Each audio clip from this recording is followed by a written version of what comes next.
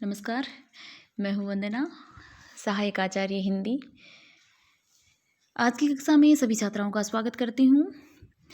छात्राओं, हम कल पढ़ रहे थे कमल और कैक्टस मार्मिक एकांकी, जो कि लक्ष्मी नारायण रंगा द्वारा रचित है। लक्ष्मी नारायण रंगा का परिचय हम कल देख चुके थे। आज हम इसी एकांकी का बचा हुआ भाग या शेष अंश पढ़ने जा रहे हैं। प्रीतम और रमेश के माध्यम से लेखक अपनी बात कह रहा है। प्रीतम और हिम्मत की बातचीत यहाँ चल रही थी। प्रीतम कहता है, अत्यधिक आश्चर्य से, ऐसा क्या है? हिम्मत, है यार। प्रीतम, फिर भी। हिम्मत, चल तुझे भी परिलोक का रंगीन सफ़र कराऊं। प्रीतम थोड़ा हिचकिचाकर, पर हिम्मत, पर क्या? अबे चल सीधे सीधे। प्रीतम, नहीं यार, मैं ऐसे उल्टे सीधे धंधे। हिम्मत, तो दिखा दूं तुम्हारे पिताजी को तुम्हारी प्रेम कहानी। जेब में से फ़ोटो निकालता है। प्रीतम, नहीं यार। प्रीतम फ़ोटो छीनना चाहता है, हिम्मत बचा लेता है। तो सीधे सीधे चल। प्रीतम का हाथ पकड़कर घसीटता सा ले जाता है। रोशनी बुझकर जलती है। प्रीतम, आंखें बंद कर। धीरज के साथ नशा लेते लेते नशे ने मेरी जिंदगी की आंखें मूंद दी। मैं नशे के बिना तड़पता था, आंखों में आंसू, मुझे हर हालत में स्मेक चाहिए था। मैं मजबूर हो गया, बस नशे की काली डोर का कठपुतला। और आह भरकर मेरी मजबूरी का फ़ायदा उठाकर एक दिन मेरे कानों में जहर उगल दिया गया और हाथों में पकड़ा दी गई बंदूक और स्मेक दोनों हाथों में। और उस दिन से न बंदूक छुटी न स्मेक छुटी। छूट गया घर परिवार, माता पिता, तालीम, तहजीब, मोहब्बत, इंसानियत, सब कुछ। पर तुम कैसे चल पड़े इस मौत, खून और आग के रास्ते पर? रमेश थोड़ा संयत होकर, मेरे भी आंगन और छत के बीच स्वर्ग था। पिताजी शिक्षक थे, वे मुझे एक नेक इंसान बनाना चाहते थे। मैंने बीए पास करके नौकरी के लिए बहुत हाथ पांव मारे, पर सब बेकार है। मैं दिनों दिन निराश और कुंठित होता गया। एक दिन एक आदमी ने मुझे नौकरी का लालच दिया। मैंने उसका काम कर दिया। उसने अच्छे पैसे दिए। मैं समझ नहीं पाया कि एक गठरी ले जाने का इतना पैसा। उसने दूसरे दिन भी वही काम करने को कहा। पैसा एडवांस में दिया और कहा, लो रिवॉल्वर, अगर खतरा होगा तो काम आएगी। चलानी आती है न? हाँ, कॉलेज में सब सीखा है, एनसीसी में। पर रोज़ रोज़ यह काम करता मैं घबरा गया। तड़प कर मैं उस काले जाल से छूटना चाहता था। यह बात वह समझ गया और एक दिन उसने अपने रास्ते का कांटा साफ करने के लिए अपने पार्टनर से मुझे लड़वा दिया।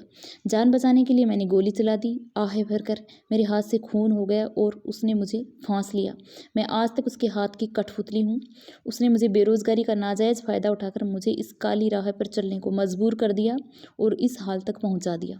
प्रीतम और दूध धुले हाथ खून से सनते गए। रोशनी बुझती है, रोशनी जलती है, वही गुफा, दोनों बहुत दुखी हैं। प्रीतम लेटा है, रमेश खड़ा है बंदूक लिए। प्रीतम 3 दिन हो गए इस अंधी गुफा में जानवरों की तरह रहते। कर ही क्या सकते हैं, चारों तरफ पुलिस का पहरा जो है। गले की आग को झरने के पानी से बुझा ली, पर पेट की आग का क्या करें? रमेश कहता है, झरने के पास भी बार बार जाना खतरे से खाली नहीं प्रीतम। तो क्या करें, मरे तो भूख के मारे प्राण निकल रहे हैं। कब तक पानी पी पी कर पेट भरूं? लगता है इस बार तो मौत से टकराना ही पड़ेगा प्रीतम, पर इतनी कारतूस भी तो नहीं। तो क्या इसी गुफा में भूखे प्यासे तड़प तड़प कर जानवरों की मौत मर जाएं? तो तुम ही बताओ रमेश, क्या करें? करना क्या है प्रीतम, बस मारना था। मारना या मरना है, मौत के नाम से घबराता है। मैं मरना नहीं चाहता, मैं मरना नहीं चाहता रमेश। मेरे माता पिता मर जाएंगे मेरे बिना। रमेश, यह इस रास्ते पर चलने से पहले सोचने की बात थी प्रीतम। क्यों आए इस खूनी राह पर? कौन चाहता है इस मौत के रास्ते पर आना रमेश? दर्द भरे स्वर में, मैं तो चाहता था कि पिता के मोहब्बत भरे साए तले, माँ की ममता भरी गोद में अमन चैन की जिंदगी गुजारूं। माँ बहुत भाव विभोर हो जाता है। ना मालूम मेरी माँ पर क्या गुजर रही होगी। वह मुझ पर जान छिड़कती थी, याद करते हुए। एक बार मैं बीमार हो गया था। रोशनी बुझती है, रोशनी जलने पर। इंस्पेक्टर का घर, रात का समय। बीमार प्रीतम मुंह ढके सोया है। माँ बहुत ही उदास उसके पास बैठी थी। आंसू भरी नज़र से प्रीतम का मुँह ताकती है। माँ कमरे में लगी मूर्ति के सामने हाथ जोड़कर आंखें बंद किए प्रार्थना करती है, रोती हुई, भगवान मेरी ज़िंदगी ले ले, मेरे प्रीतम को तंदुरुस्त कर दे। अगर इसे कुछ हो गया तो मैं भी मर जाऊंगी। रोती है। रोना सुनकर इंस्पेक्टर पास के कमरे से स्लीपिंग सूट में आता है। धीरे धीरे माँ के पास जाता है। इंस्पेक्टर, मोहिनी, ईश्वर पर एतबार रखो, यह सब ठीक करेगा। मोहिनी, उसी के एतबार के सहारे ही तो जिंदा हूँ, पर प्रीतम को कुछ हो गया तो मैं मर जाऊंगी। इंस्पेक्टर, तो मैं कौन सा जिंदा रहूँगा मोहिनी? अगर मेरी जान देने से प्रीतम को ज़िंदगी मिल जाए तो वह भी मैं? मोहिनी, नहीं, इससे तो पहले मुझे कंधे पर हाथ रखकर बीच में ही रोक देता है। इंस्पेक्टर, हिम्मत रखो, न तुझे मरना है न मुझे। मैंने ज़िंदगी में कभी किसी को नहीं सताया, भगवान भला मुझे क्यों सताएगा? मोहिनी, पर प्रीतम को कुछ भी। इंस्पेक्टर, तो प्रीतम के बिना हम दोनों भी जिंदा नहीं रहेंगे, हम दोनों मर जाएंगे। रोशनी बुझकर जलती है गुफा में। प्रीतम की बंद आंखों से आंसू बहते हैं। रोता हुआ सा मेरी माँ की, मेरे पिता की क्या हालत हुई होगी मेरे बिना।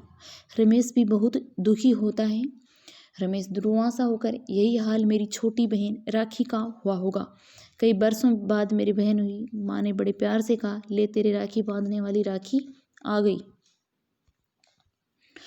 दूर कहीं से गाने की आवाज़ सुनाई देती है, भैया मेरी राखी के बंधन को निभाना, भैया मेरे। रमेश दुखी नजर आता है।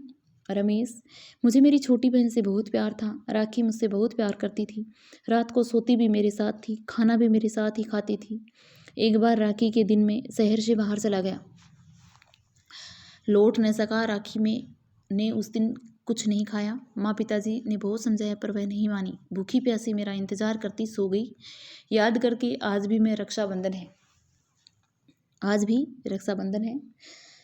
प्रीतम चौंक कर, क्या आज रक्षाबंधन है? आज मेरी बड़ी बहन राखी लिए रो रही होगी और मैं आहे भरता है। रमेश, मेरी राखी भी तरस तड़प रही होगी, सुबकता है। प्रीतम, मेरी पूनम रो रो कर पुकार रही होगी, रोने लगता है। पूनम, प्रीतम, प्रीतम भैया। प्रीतम प्रसन्न होकर मेरी बहन पूनम की आवाज़। राखी, रमेश भैया। दोनों चौंकते हैं, दोनों प्रेम से भर उठते हैं। रमेश, राखी, प्रीतम, पूनम दोनों बंदों के लिए आगे बढ़ते हैं। सामने पूनम और राखी, थालियों में राखी, कुमकुम, चावल, फल, मिठाई, नारियल लिए। उनके पीछे पुलिस के आदमी, उनके पीछे दोनों के माता पिता। प्रीतम व रमेश देखते हैं। बहनों को देखकर प्रेम से आगे बढ़ना चाहते हैं, पर पुलिस को देखकर बंदों के कसकर पकड़ते हैं। रमेश, राखी तुम यहाँ? राखी, भाई का प्यार बहन के मौत के मुंह तक खींच ले आता है। रमेश, प्रीतम, पर पूनम यहाँ? हाँ प्रीतम भैया, तुम्हारी पूनम राखी बांधने यहाँ भी चली आई, आओ भैया। रमेश राखी की तरफ देखता है, वह प्रेम से थाली आगे करती है। राखी और पूनम की आंखों से आंसू, प्रीतम तथा रमेश की आंखें आंसू भरी। दोनों एक दूसरे की तरफ देखते हैं, दोनों की आंखों में आंसू। वे उधर कदम बढ़ाते हैं, पर पुलिस को देखकर कदम सहसा रुक जाते हैं। इंस्पेक्टर, तुम्हारी बहनें रक्षा का बंधन बांधने आई हैं। रमेश, बंदूकों के साये में। इंस्पेक्टर, नहीं, बंदूकों की बाहों के बीच। पूनम, भैया ये बंदूकें समाज के प्यार की बाहें हैं, इनसे मत डरो। ये कौन सा जाल बिछा रहे हैं इंस्पेक्टर साहब? रमेश कहता है। इंस्पेक्टर, प्यार का जाल जिससे बचकर निकलना नामुमकिन है, पर इस जाल की लपेट में आपका बेटा प्रीतम भी फंसेगा। मैं उसे भी इस जाल में कसना चाहता हूँ। आप चाहते क्या हैं? भाइयों की कलाइयों पर प्रेम का प्रतीक रक्षाबंधन बांधने की अमर लालसा पूरी करना। प्रीतम, हर रक्षाबंधन पर तुम्हारे लिए रोई हूँ, अब तो मत रुलाओ। आज तो कुमकुम की आंसू से मत धुलवा मेरे भाई। आ तरसती बहन के सुलगते मन को प्रेम से सींच दे। पूनम, हाँ भैया। दोनों भाइयों का मन पिघलने लगता है, पर कहीं धोखा। भारत में राखी का कच्चा धागा कभी जहरीला जाल नहीं बन सकता रमेश। कुमकुम का टीका कभी रक्त की धार में नहीं बदलता बेटे, चाहे भाई बहन की मांग का सिंदूर क्यों न मिटा दे। दोनों ये बात सुनकर खामोश हो जाते हैं। उन सच्चाई की आग पिघलने लगती है। अरे तुम्हारा दिल ऐसे पत्थर का कैसे हो गया, जब माँओं और बहनों के आंसू से भी नहीं पिघलता? क्या हो गया है तुम लोगों को? भैया राखी बंधवा लो भैया। प्रीतम, आजा मेरे भाई, कब से तरस रही हूँ तुम्हारे लिए। दोनों एक दूसरे को देखते हैं, धीरे धीरे बहनों की तरफ जाते हैं। हाथों में बंदूकें, बहनों के आगे हाथ बढ़ाते हैं। दोनों बहनें थालियां नीचे रखकर भाइयों से लिपट जाती हैं। राखी, भैया, पूनम, प्रीतम। रमेश राखी को बाहों में लेता है, पूनम प्रीतम को बाहों में बांधती है। उसकी आंखों में आंसू। माता पिताओं के भी दोनों अलग हटती हैं और भाइयों को राखी बांधती हैं, मुँह में मिठाई देती हैं। प्रीतम तथा रमेश दोनों की आंखें गीली हो जाती हैं। प्रीतम, आज रक्षाबंधन के उपहार में तुझे क्या दूँ? पूनम, बहन मेरे पास तो। पूनम, भाई का प्रेम दे दे, इससे ज़्यादा तो बहन की झोली में समाएगा भी नहीं मेरे भाई। रमेश सोचता है कि वह क्या दे। राखी, हाँ भैया, पहले की तरह ढेर सारा प्यार दे दो मुझे। रमेश राखी को बाहों में लेकर बार बार चूमता है, आंखों आंसू झरते हैं। रमेश, और क्या दूँ तुझे राखी का नेक। पूनम, राखी के नेक में बहनों को बंदूकें दे दो। हाँ भैया। प्रीतमाश्री से बंदूक। रमेश सोचता हुआ, राखी के नेक में बंदूक क्यों? रमेश के पिता, इसलिए कि राखी जैसी बहनों को भाइयों की गोलियों का शिकार न बनना पड़े। इंस्पेक्टर, पूनम जैसी बहनों के सुहाग की मांग में आग न भरे। रमेश की माँ, हम जैसी माताओं की कोख में गोलियों से न भुने। प्रीतम की माँ, बेगुनाह लोगों को मारकर किसी के सर का साया, किसी की आंख का तारा, किसी के दूध की धारा को बारूद की आग न सोखे। इंस्पेक्टर, अगर रक्षाबंधन को अपनी बहनों को कुछ देना चाहते हो तो दे दो ये खूनी बंदूकें उपहार में। राखी। पूनम, हाँ भैया, हम बहनों के लिए सबसे बड़ा उपहार यही होगा।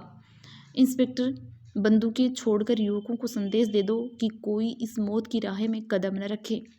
तुम्हारा यह उपहार दुनिया का श्रेष्ठ उपहार होगा। कर दो बहनों की मांग पूरी।